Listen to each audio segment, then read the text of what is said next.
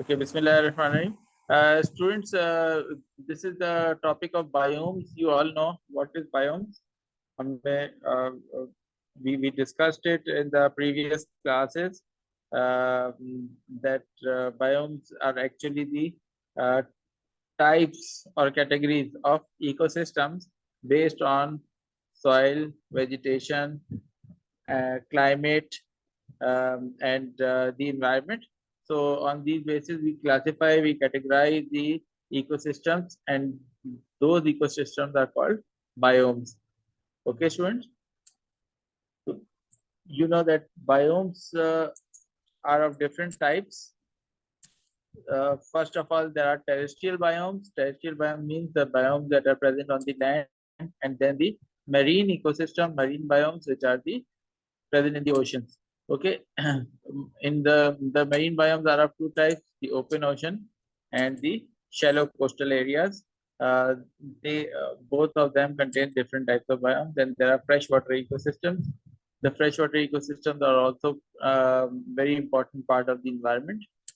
So we will talk about them. What are those freshwater ecosystems? The lakes, the wetlands, etc. Okay, and then we will also talk about the human disturbance, how the human disturbance takes place, and how they disturb those biomes.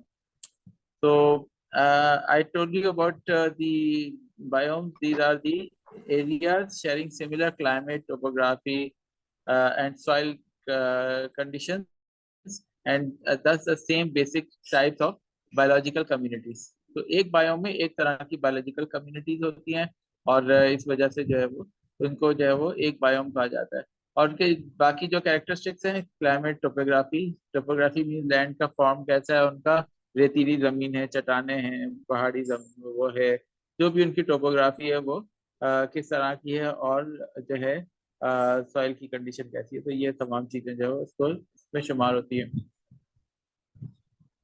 आपको ये पूरा topic पढ़ाने का एक मकसद ये है कि जब भी आप किसी भी जगह पे किसी प्रोजेक्ट में आप जाएंगे और वहां पर या किसी ऑर्गेनाइजेशन में आप मैनेजमेंट पोजीशन पे जाते हैं, तो आपको ये पता होना चाहिए कि यहाँ कौन सा बायोम एग्जिस्ट करता है, या कौन सा इकोसिस्टम होता है, उसके एनिमल प्लांट्स किस तरह के होते हैं, कौन से फैक्टर हैं जो उसके बायोम को नुकसान पहुंचा सकते हैं, उनको कैसे हमें कंट्रोल करना है, कौन से फैक्टर्स हैं जो उसके लिए सूटेबल हो सकते हैं, कौन सी एक्टिविटीज हो सकती हैं जो कि नुकसानदेह हो सकती हैं या सूटेबल हो सकती हैं, वट एवर। तो you should know about them. Okay, so this is one basic thing about the biome. Then let me tell you one thing: the biomes, they are also divided according to the temperature and precipitation regimes. ठीक है, temperature precipitation regime क्या होती है? Temperature तो आप जानते हैं अच्छी तरह, प्रेसिपिटेशन कहते हैं बारिश या बर्फबारी को।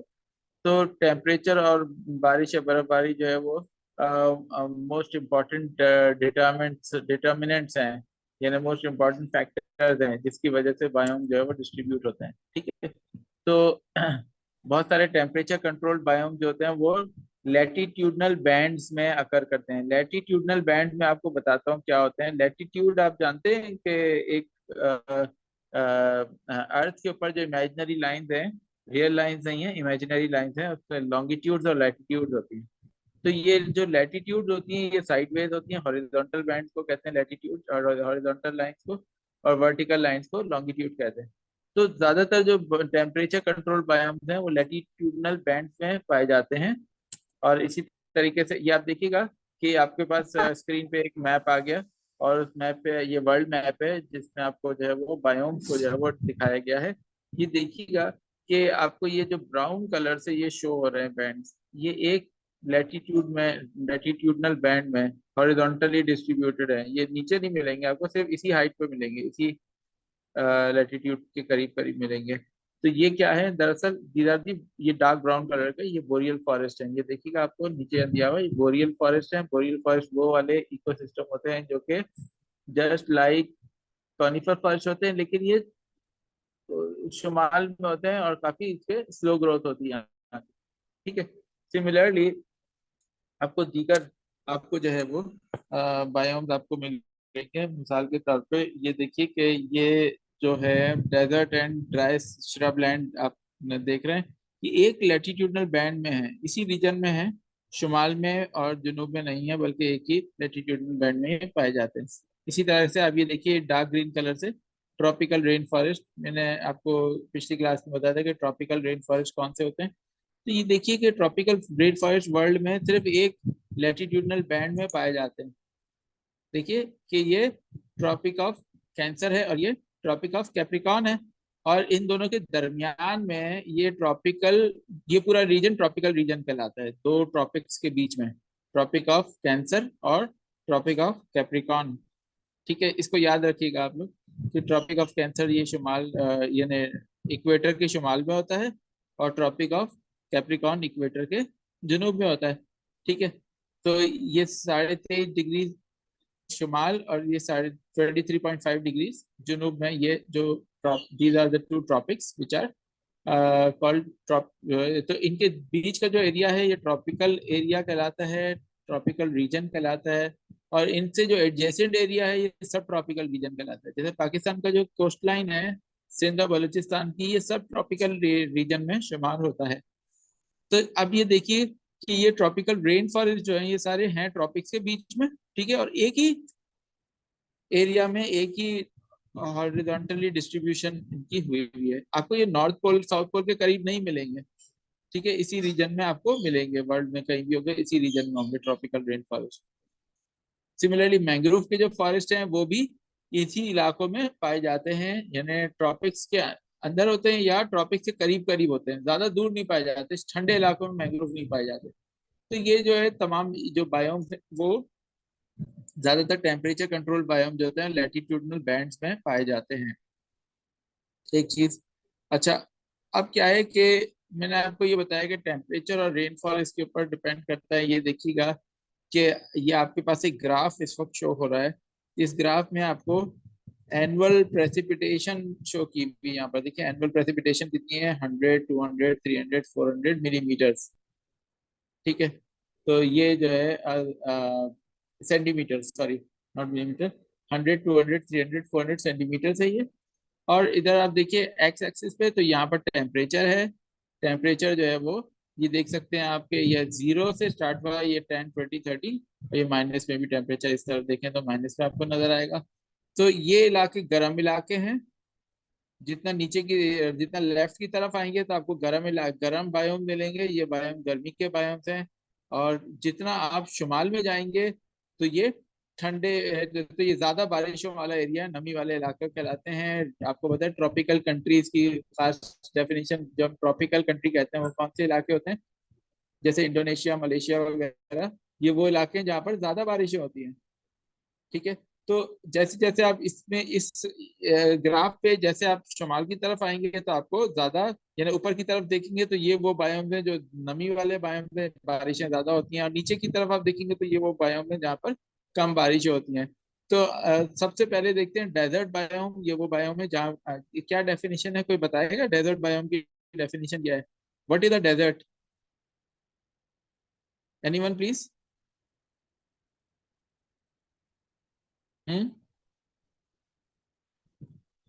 Are you all listening to my lecture? Desert biome is okay. Thank you. A desert biome is actually the biome which has less than 30% annual rainfall.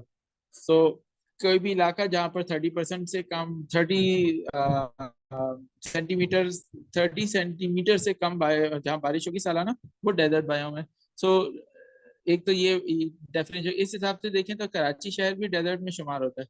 ठीक है, तो सिंध का और पाकिस्तान का जो जुनूबी हिस्सा है वो सारा के सारा डेजर्ट एरिया में शुमार होता है, क्योंकि यहाँ पर रेनफॉल जो है वो 30 सेंटीमीटर पर ईयर से कम होती है। सिमिलरली आप देखिए कि टुंड्रा है, टुंड्रा भी लो लो रेनफॉल वाले रीजन में आता है। उसके बाद थोड़ी सी ज्यादा बारिश जहाँ होती है वहाँ ग्रासलैंड है और सवाना है, और फिर ट्रॉपिकल फॉर्न स्क्रब है ये उससे ज्यादा बारिश वाले एरियाज में। और उससे ज्यादा बारिश वाले एरिया में आते हैं तो ट्रॉपिकल सीजनल फॉरेस्ट आते हैं, टेम्परेट फॉरेस्ट रहते हैं, और बोरियल फॉरेस्ट होते हैं जो कि कम बारिश वाले इलाकों में होते हैं। और ये ठंडे इलाकों में होते हैं बोरियल फॉरेस्ट, इसमें कम बारिश और ज्यादा बारिश दोनों वाले इलाके होते हैं, और ये इसमें शुमार होते हैं। सो एंड सबसे ज्यादा जो बारिश वाला एरिया वो ट्रॉपिकल रेन फॉरेस्ट है. We talked about this tropical rainforest in our earlier class. Tropical rainforest is the one which is in the more rainy areas, and it receives rain all around the year, usually all around the year.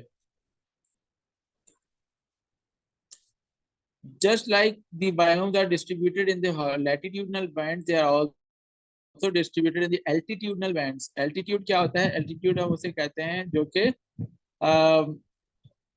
समुंदर से, सतह समुंदर से height पे जैसे जैसे जाते हैं तो एल्टीट्यूड जो है वो चेंज हो रहा है. तो एक तो ये सबसे पहले देखें कि ये स्क्रब डेजर्ट वगैरह है, ये लो उसमें आते हैं.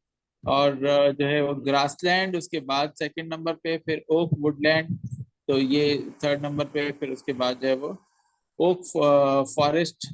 This is further and higher area.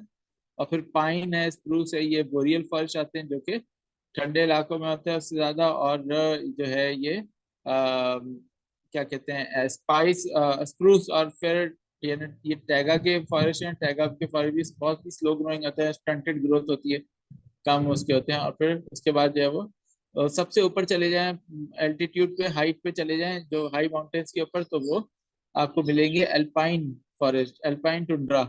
Alpine tundra जो होते हैं वो क्या होते हैं, हाई माउंटेन्स के ऊपर जाके वो एरिया जहाँ पर दरख्त ग्रो नहीं होते उसको अल्पाइन टुंड्रा कहते हैं. ओके. तो टेम्परेचर और प्रेसिपिटेशन एल्टीट्यूड के साथ भी चेंज होती है. जैसे जैसे माउंटेन पे ऊपर जाते हैं तो ठंडा एरिया आता है, और उसके हिसाब से बारिशों का भी जो है वो चेंज हो जाता है. इसी के हिसाब से जो है वो वर्टिकल जोनेशन में चेंजेस आती हैं. अच्छा, रेन फॉरेस्ट देखें, humid tropical rain.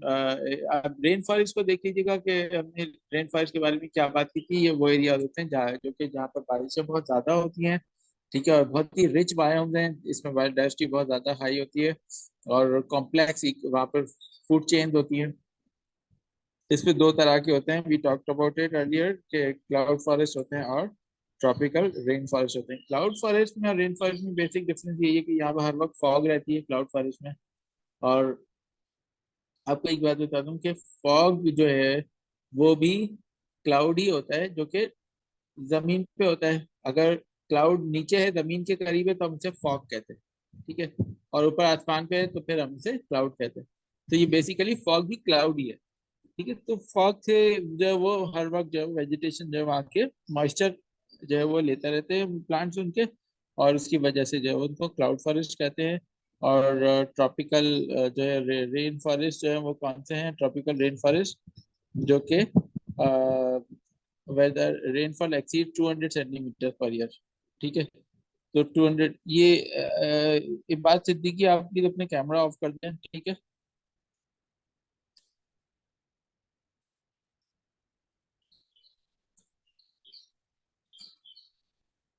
Soil in rainforest tend to be thin and nutrient poor.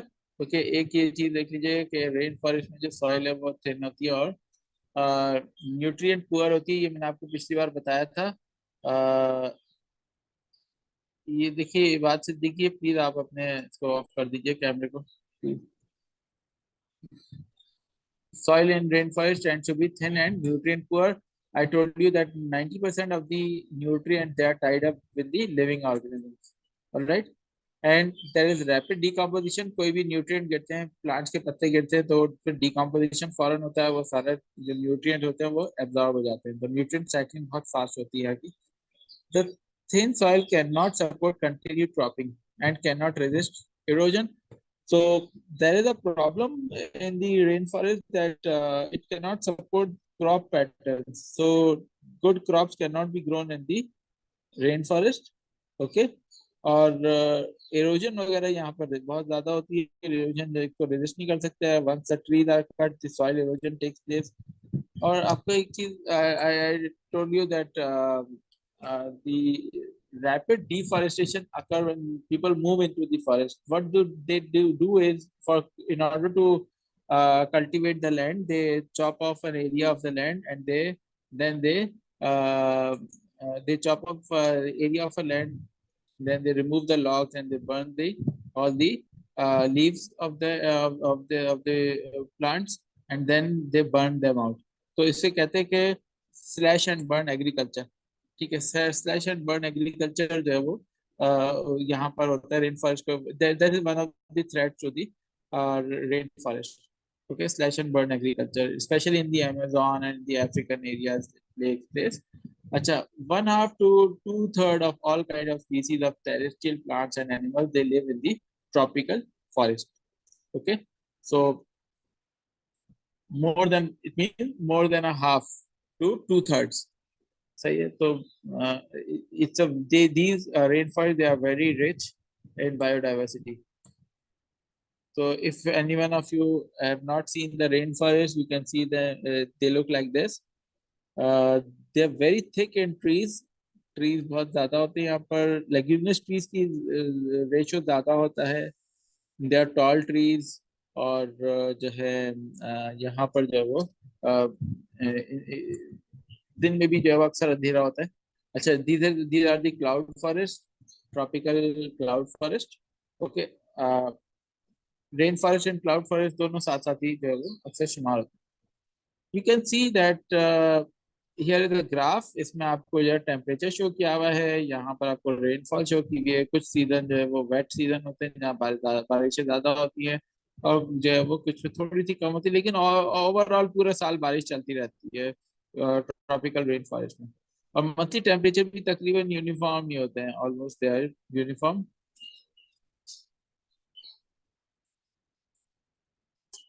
Then comes the tropical seasonal forest. Tropical ही रीजन में ही ऐसे फॉरेस्ट भी हैं जहां पर एक सीजन में बारिश होती है और पूरा साल नहीं होती, तो उनको ट्रॉपिकल सीजनल फॉरेस्ट कहते हैं। Many tropical region are characterised by wet and dry season with hot temperatures around the year.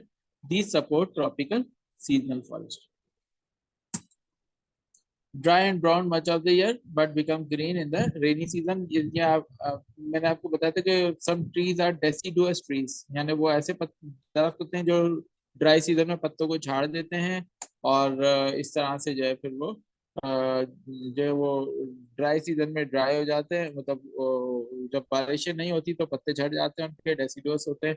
और उसके बाद यानी फॉल सीजन आ जाता है, और उसके बाद दोबारा जो है जब वेट सीजन रेनी सीजन आता है दोबारा हरे भरे हो जाते हैं। Many of the plants are drought deciduous, they lose their leaves and dry. Few of the tropical seasonal forest remain in their natural state, because you know that human disturbance की वजह से बहुत सारे जो है वो ट्रॉपिकल सीजनल फॉरेस्ट जो होते हैं वो डिस्टर्ब हो गए, क्योंकि लकड़ी के लिए लोग टिम्बर के लिए उसको जो है वो काट देते हैं, और फायर के लिए भी जो है वो जमीन को जो है वो कर देते हैं खत्म, वहां पर जो है वो दरख्त काट के उसकी जगह पे कल्टीवेट करते हैं लोग, या वहां पर रहायश के लिए दरख्तों को काट देते हैं, फॉरेस्ट डिफॉरेस्टेशन करते हैं।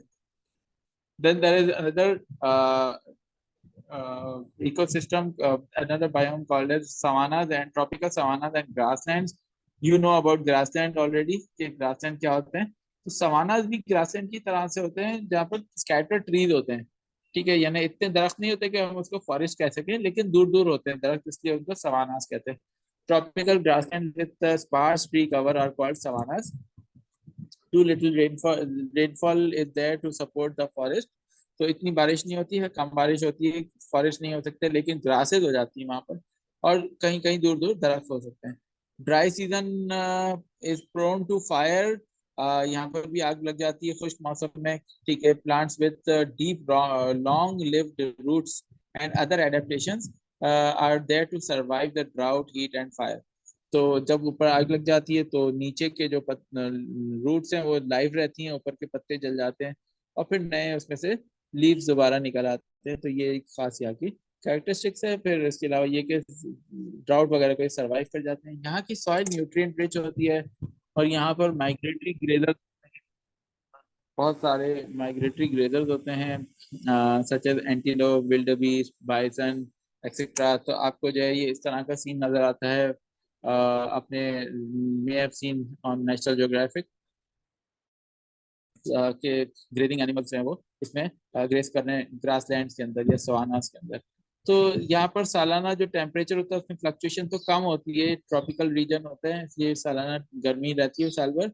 लेकिन जब रेनी सीजन आता है थोड़ा सा टेम्परेचर कम हो जाता है बारिशों के सीजन में, और उसके बाद फिर ड्राई पीरियड स्टार्ट हो जाता है। तो यूजुअली समर्स में यहाँ पर जो है वो बारिशें होती है। और ये देखिएगा कि अम, ये आप देख सकते हैं ग्राफ पे कि मई जून जुलाई अगस्त सितंबर, ये 4-5 महीने जो है इनमें बारिशें ज्यादा होती हैं, जिसमें कि जुलाई अगस्त में पीक पे होती है, उसके बाद कम होती है। तो ये जो है हमारे यहाँ भी ऐसी तरह से पैटर्न आपने देखा होगा कि इसी तरह का पैटर्न होता है रेनफॉल का। दी डेजर्ट्स, अब डेजर्ट्स को देखते हैं। अच्छा, एक चीज मैं आपको बता दूं कि ट्रॉपिकल जो ग्रासलैंड्स हैं, या जो भी ग्रासलैंड होते हैं, यहाँ की सॉइल न्यूट्रिएंट रिच होती है, good for crop, good for cultivation, and this is also a threat to these ecosystem because the farmers they like to cultivate their crops in these ecosystem। तो यहाँ पर farmer जो है वो बड़े शौक से जो है ना कल्टीवेशन करते हैं। Then the deserts, they are characterized by low moisture levels, less than 30 centimeter per year यहाँ पर होती है। I told you about this in earlier on। Precipitation that is infrequent and unpredictable from year to year। Deserts have wide daily and seasonal temperature fluctuations। दिन और रात में यहाँ पर काफी फर्क होता है, रात में ठंड हो जाती है, दिन में गर्मी हो जाती है। और सिमिलरली जो है वो सर्दी और गर्मी का भी फर्क में बहुत ज्यादा होता है, सर्दियों में सख्त सर्दी होती है, गर्मियों में सख्त गर्मी होती है। बारिशें अनप्रडिक्टेबल होती हैं, यानी आप ये नहीं कह सकते कि हर साल बारिश होगी, किसी साल होती है कभी नहीं होती, 2-2 3 साल ड्राउट के पीरियड आते हैं। आपने देखा होगा पाकिस्तान में जो थर डेजर्ट है, वहां पर भी जो है वह अक्सर 2-2 3-3 साल तक ड्राउट्स आते रहते हैं। उसके बाद जब मॉइस्ट ईयर्स आते हैं तो 2-3 साल तक अच्छा पीरियड होता है, बारिशें अच्छी होती हैं, फिर दोबारा जो है वो ड्राउट सीजन आ जाता है। Plants exhibit water conservation characteristics such as water storing stems, thick epidermis, and reduced water loss and salt tolerance। तो ये आप देखेंगे डेजर्ट के जो प्लांट्स होते हैं उनमें ये कैरेक्टरिस्टिक्स होती हैं कि पानी को ज़ाया होने से रोकते हैं, एवापोट्रांसपिरेशन बहुत कम करते हैं वो, और जो है वो थिक उनके स्टेम्स होते हैं, लीव भी थिक होते हैं। एपिडर्मिस उनका ऐसा होता है कि वो उसको यानी उसकी जो स्किन होती है लीव्स की वो ऐसी होती है कि उसमें पानी का लॉस कम से कम हो। ठीक है। और सॉल्ट टॉलरेंस ज्यादा होती है क्योंकि यहाँ पर डेजर्ट में सॉल्ट एक्युमुलेशन भी होती है अच्छी खासी, पानी जो है ग्राउंड लेवल यहाँ का सलाइन होता है। तो सिमिलरली डेजर्ट्स के साथ देखिए कि यहाँ के एनिमल में स्पेशल एडेप्टेशन होती है, दे आर नॉकटर्नल एनिमल्स। ठीक है। तो ये रात में जो है वो ज्यादातर अपनी एक्टिविटीज करते हैं, दिन में वो बरोज में छुप जाते हैं, अपनी एनर्जी को सेव करते हैं। और जो है वो इनमें दीगर ये खसूसियात होती हैं कि ये मेटाबॉलिक वाटर को जो है वो जाया नहीं करते। मेटाबॉलिक वाटर जो है वो बहुत ही कम जो है वो यानी जाया करते हैं। जैसे कि आप देखते हैं कि रेस्पिरेशन में हम सांस लेते हैं तो नमी हमारी सांस में निकलती है, तो ये एनिमल्स ऐसे होते हैं कि जो इस मेटाबॉलिक वाटर को भी कंजर्व कर लेते हैं, वाटर लॉस नहीं होने देते। सिमिलरली जो है वो अदर इनमें एडेप्टेशन होती हैं, पर्सपिरेशन वगैरह सब चीज़ों को ये कंट्रोल करते हैं, और इससे ये अपना वाटर लॉस नहीं होने देते।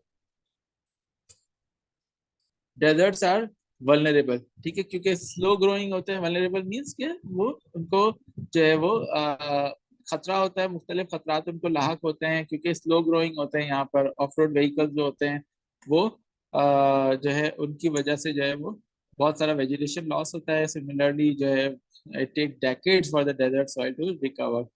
ओके, तो ग्रेजिंग ऑफ एनिमल्स जो होती हैं वो भी इससे भी काफी डैमेज होते हैं। ओवर ग्रेजिंग करते हैं लोग, लाइफ स्टॉक पालते हैं। आपको पता है पाकिस्तान में जो थर्ड डेजर्ट है वो largest single cattle producing district है। ठीक है। तो ये वहां पर बहुत सारे जो है क्या कहते हैं लाइफ स्टॉक बहुत होता है, कैटल बहुत होता है, मवेशी पालते हैं लोग, इसी पे गुजर बसर होता है। तो आ, इस तरह से जो है वो यहाँ पर जो है वो लाइफ स्टॉक जो है वो काफी डिस्ट्रॉय करता है, इस तरह प्लांट को जो है वो उनकी ओवरग्रेजिंग की वजह से। ठीक है। और जो थोड़ी बहुत रेनफॉल होती है तो उसकी वजह से जो है वो रिकवर नहीं हो पाता, क्या कहते हैं प्लांट्स जो है वो रिकवर जो है वो उसमें नहीं हो पाते। तो आप ये देखिएगा कि रेन डेजर्ट इकोसिस्टम में जो है वो बारिशों को ये देखिएगा कि you can see the graph and the at the bottom. तो ये जो ग्राफ आपको नजर आ रहा है इसमें आप बहुत ही कम बारिश हो रही है। अभी देखिए साल भर बहुत ही कम बारिश होती है, सिर्फ एक रेनी सीजन में थोड़ी सी बारिश हो जाती है, लेकिन ओवरऑल पूरे साल में बहुत कम होती है। टेम्परेचर का आप देख लीजिएगा कि गर्मियों में गर्मी सख्त हो जाती है और सर्दियों में अच्छी खासी ठंड हो जाती है। तो ये जो फ्लक्चुएशन है टेम्परेचर में, ये हाई होता है। न सिर्फ सीजनल फ्लक्चुएशन हाई होता है, बल्कि डायर्नल फ्लक्चुएशन भी हाई होता है, यानी दिन रात का जो फर्क है उसको डायर्नल फ्लक्चुएशन कहते हैं। ये थर्ड डेजर्ट की कुछ पिक्चर्स हैं। अब देखिएगा कि थर्ड डेजर्ट में आपको जो है वो ऐसे प्लांट्स नजर आते हैं जो कि बगैर पानी के, बगैर उसके साल भर जो है वो पूरा साल पानी नहीं होता, लेकिन ये प्लांट सरवाइव करते हैं। और इसमें जो है वो साल के आखिर में फिर जब दोबारा रेनफॉल होती है दोबारा हरे भरे हो जाते हैं। और आपको देखेंगे कि यहाँ पर आपको कुछ ट्रीज भी नजर आ रहे हैं। Surprising, the third desert is a very green desert. यहाँ पर ट्रीज की ऐसी स्पेशल स्पीसीज हमारे पास मौजूद हैं जो कि बिल्कुल ड्राई कंडीशन में भी ग्रो हो जाते हैं, and it's a big blessing for us. तो अच्छा, अब देखते हैं टेम्परेट ग्रासलैंड। टेम्परेट ग्रासलैंड वो एरियाज हैं जो कि ट्रॉपिकल रीजन से थोड़ा दूर होते हैं, लेकिन बिल्कुल पोल्स के भी करीब नहीं होते। पोल से भी दूर हैं, ट्रॉपिक से भी दूर हैं, इक्वेटर से भी दूर हैं, दोनों के बीच का इलाका जो है टेम्परेट रीजन कहलाता है। टेम्परेट ग्रासलैंड एक कम्युनिटीज होती हैं जो कि ग्रासेस और seasonal and herbaceous flowering plants इसमें जो है वो होते हैं बहुत कॉमन। और बहुत कम ट्रीज होते हैं, few trees due to inadequate rainfall होते हैं। यहाँ पर large daily and seasonal temperature fluctuation होती हैं। यहाँ की सॉइल जो होती है वो थिक ऑर्गेनिक सॉइल होती है, यानी न्यूट्रिएंट रिच सॉइल होती है। ठीक है। और ज्यादातर इनको जो है ना लोगों ने फार्म लैंड में कन्वर्ट कर दिया। तो वर्ल्ड वाइड ओवरऑल जो है वो इसमें ये हो चुका है कि ग्रासलैंड को जो है फार्म लैंड में कन्वर्ट कर दिया गया है, क्रॉप वगैरह हो उसमें ग्रो कर दी जाते हैं। Overgrazing is also threat because it kills the plants and permits soil erosion to occur. तो इस तरह से ग्रासलैंड आप देखें तो इस तरह से आपको नजर आते हैं। साल में एक रेनी सीजन होता है, बारिशें ज्यादा होती हैं सीजन में, बाकी पूरा साल जो होता है वो जो है वो बारिशें कम होती हैं।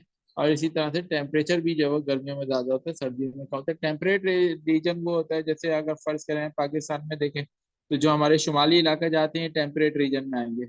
ठीक है। तो इस तरह से यानी इक्वेटर से भी ये दूर हैं और पोल से भी दूर हैं, तो वो इलाके टेम्परेट रीजन में आते हैं। तो यहाँ सर्दी भी सख्त होती है, गर्मी भी सख्त होती है। Then there is another biome which is called as Mediterranean biome। ठीक है। और टेम्परेट श्रबलैंड भी कहते हैं इसको। ठीक है। मेडिटेरेनियन बायोम की क्या कैरेक्टरिस्टिक्स हैं, मैंने आपको, I think you know about them. They are characterised by warm dry summers and cool moist winters. ये एक स्पेशल कैरेक्टरिस्टिक्स हैं मेडिटेरेनियन बायोम्स की। जो श्रब्स होते हैं वो एवरग्रीन श्रब्स होते हैं, स्क्रब ओक्स होते हैं, पाइन होते हैं यहाँ पर। और इसी तरीके से fire are major factor in plant succession. और इनको जो है कैलिफोर्निया में चैपराल कहते हैं। हाई बायोडाइवर्सिटी होती है यहाँ की, स्पेशली अडेप्टेड एनिमल्स होते हैं। और यहाँ पर human homes built in chaparral harm endangered wildlife and burn periodically। तो इंसानी उससे जो है वो काफी यहाँ पर खतरात यहाँ पर होते हैं। Also found along the Mediterranean coast, west south western Australia, Chile and South Africa. ये मैंने आपको बताया था कि मेडिटेरेनियन जो बायोम है उनमें जो है वो क्या जो इसकी कैरेक्टरिस्टिक होती हैं ये मैंने आपको पहले बता दिया था। अब देखिए कि ये मेडिटेरेनियन कोस्ट क्या होता है। मेडिटेरेनियन बायोम का नाम ही मेडिटेरेनियन क्यों पड़ा, कि मेडिटेरेनियन सी के अतराफ में ये जो बायोम है मेडिटेरेनियन बायोम कहलाता है। ठीक है। यानी ये वो इलाका है जो कि अफ्रीका और यूरोप के बीच का जो समुंदर है उसको मेडिटेरेनियन सी कहते हैं। उसके अतराफ में जो कोस्ट है मेडिटेरेनियन कोस्ट है। यहाँ का ये मखसूस क्लाइमेट होता है जो मैंने आपको बताया, और इसी की वजह से ऐसा क्लाइमेट जहाँ भी पाया जाएगा तो फिर उसको मेडिटेरेनियन बायोम कहेंगे। ठीक है। इसको बाज़ जगहों पे चैपराल भी कहते हैं, बाज़ जगहों पे थॉर्न स्क्रब भी कहते हैं। ठीक है। टेम्परेट श्रबलैंड भी कह सकते हैं इसको। तो ये एक इसके बारे में थोड़ा सा था। इस तरह से देखने में नजर आता है। यहाँ के थिक लेदरी लीव्स होते हैं, एवरग्रीन श्रब्स होती हैं, ज्यादातर झाड़ियाँ होती है जो कि एवरग्रीन होती हैं, सारा साल हरी भरी रहती हैं। ज्यादातर जो हरियाली होती है, वेजिटेशन होती है, पौधे वगैरह, वो डिप्रेशन में ज्यादा होते हैं, गलीज में जो है ज्यादा कंसंट्रेटेड होते हैं। आग यहाँ पर लग जाती है, खुश्क मौसम में यहाँ पर आग भी लग जाती है। Now deciduous forest, I told you that deciduous क्या होते हैं, जो कि पत्ते झाड़ते हैं अपने सर्दियों में या ड्राई सीजन में पत्ते झाड़ देते हैं, उनको डेसिडुअस फॉरेस्ट कहते हैं, डेसिडुअस ट्रीज कहते हैं। Temperate regions support lush summer plants growth when water is plentiful. Okay, deciduous trees lose their leaves in winter as an adaptation to freezing temperatures. Okay, तो ये deciduous trees जो होते हैं इनके ये जो है वो खसूसियत होती है कि पत्ते झाड़ देते हैं सर्दियों में। ठीक है, eastern half of US was covered with broad leaf deciduous forest when European settlers arrived. Much of that was harvested for timber. आपको पता है जब अंग्रेजों ने नॉर्थ अमेरिका पे हमला किया तो उन्होंने जो है वो वहाँ के बहुत सारे रिसोर्सेज को तबाह कर दिया था, जिनमें एक जो है वो ये फॉरेस्ट भी है, डेसिडुअस फॉरेस्ट। ये यहाँ की लकड़ी बहुत अच्छी होती थी, तो इसकी वजह से जो है वो लकड़ी को उन्होंने हार्वेस्ट कर लिया और फिर जो है वो सारे जो है वो उसको उन्होंने खत्म कर दिया। अच्छा, अब उसको रीग्रोन करते हैं मगर डोमिनेंट स्पीसीज डिफरेंट हो गई हैं। उसकी वजह क्या है कि आपको पता है कि जब आप नेचुरल फॉरेस्ट को खत्म कर देते हैं तो बायोडाइवर्सिटी कम हो जाती है। तो ये एक बड़ा मसला है, नेचुरल फॉरेस्ट को आप खत्म कर, आप रीग्रो करते हैं तो आप उतनी डाइवर्सिटी नहीं ला सकते जो नेचुरली वहाँ पर होती है। तो ये एक बड़ा इशू है। साइबेरिया वगैरह में दुनिया के मुख्तलिफ ममालिक में जो है वो अब ये थ्रेटेंड है, सिवियरली थ्रेटेंड है। तो आप ये देखिए कि फॉल सीजन में बड़ा खूबसूरत कलरफुल यहाँ का मंजर होता है। और जो है टेम्परेट डेसिडुअस फॉरेस्ट इसको हम कहते हैं।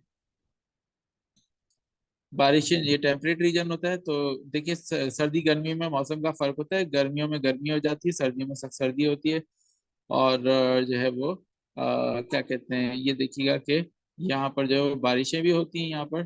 तो ये इसलिए टेम्परेट डेसिडुअस फॉरेस्ट कराते हैं। एक सीजन में ज्यादा होती है, बाकी साल में कम बारिश होती है, लेकिन बारिश पूरा साल यहाँ पर टेम्परेट डेसिडुअस फॉरेस्ट में होती है। अब आगे कॉनिफर फॉरेस्ट। मैंने आपको ये बताया था कॉनिफर फॉरेस्ट कौन कौन से होते हैं जिसमें कोन फार्मिंग कहते हैं। कॉनिफर ये एवरग्रीन होते हैं, इसमें थिक वैक्सी कोटिंग होती है और इसमें जो है वो नीडल लाइक लीव होते हैं इनके। तो वाटर लॉस जो होता है इनमें कम होता है क्योंकि ये ड्राई स्पेल्स को बर्दाश्त कर लेते हैं, इनके पत्ते झड़ते नहीं है। एवरग्रीन मतलब पूरा साल हरे भरे रहते हैं, उसको हम कहते हैं एवरग्रीन। ठीक है, they can survive harsh winters and extended droughts and accomplish photosynthesis even under poor condition. तो पुअर कंडीशन में भी फोटोसिंथेसिस ये करते रहते हैं। और जो है वो हार्श विंटर सख्त सर्दी में भी ये पत्ते इनके झड़ते नहीं है और ये सर्वाइव करते हैं। और ड्राउट्स भी को भी सर्वाइव कर लेते हैं, यानी बारिशें ना भी हों कई कई महीने तो ये सर्वाइव करेंगे। ज्यादातर जो अच्छी क्वालिटी की लकड़ी होती है वो इसी तरह के ये होती है, फॉरेस्ट में होती है। ये पाकिस्तान की फॉरेस्ट की तस्वीरें हैं, मैंने आपको दिखाया। ज्यादातर पाइन की स्पीसीज होती हैं, पाइनस इसकी जीनस होती है और पाइन स्पीसीज ज्यादातर होती हैं। और सीडार की भी स्पीसीज होती हैं, सेड्रस देवदारा जो पाकिस्तान का नेशनल ट्री है वो भी इसी में पाइन ट्रीज में ही कॉनिफर ट्रीज में शामिल है। सेड्रस देवदारा जो पाकिस्तान का नेशनल ट्री है, देवदार कहते हैं उसको आम जबान में। अच्छा students, if the time is over then the Zoom meeting will end. आप लोग दोबारा उसी लिंक को क्लिक करेंगे तो दोबारा जो है वो यही क्लास शुरू हो जाएगी। ठीक है, so we stop the lecture over here and we'll start it again